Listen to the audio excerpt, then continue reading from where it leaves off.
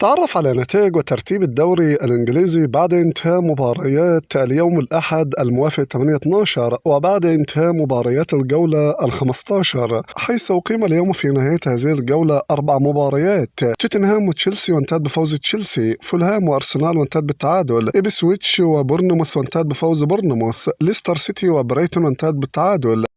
وبعد انتهاء مباريات اليوم وانتهاء مباريات الجولة ال15 أصبح ترتيب الدوري كالتالي: ليفربول في المركز الأول ب35 من 14 مباراة وله مباراة مؤجلة، تشيلسي في المركز الثاني ب31، أرسنال في المركز الثالث ب29، مانشستر سيتي في المركز الرابع ب27، نوتنغهام فورست في المركز الخامس ب25، أستون فيلا في المركز السادس ب25، بريتون في المركز السابع ب24، بورنموث في المركز الثامن ب24.